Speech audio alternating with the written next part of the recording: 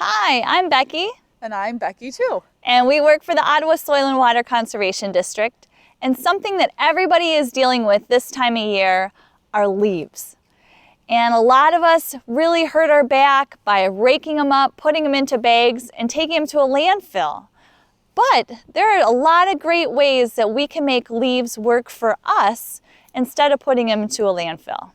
So today we visited a few locations to show you what you can do with your leaves this fall. Hi, so one great thing you can do with your leaves in the fall is compost them.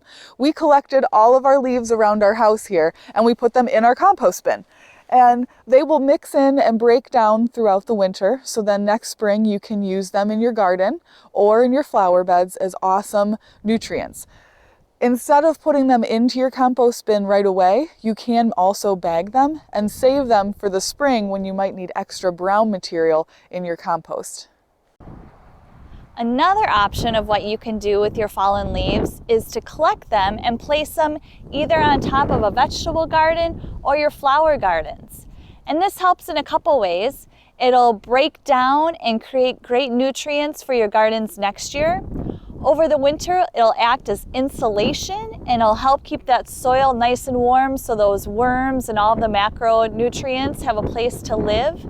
And it also helps as a weed barrier, so in the spring you might not have to hurt your back as much pulling all of those weeds.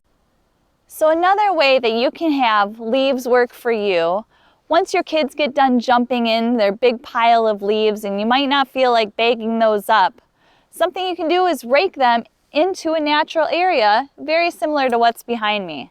And this is great for our habitat, for our wildlife that we have in this area.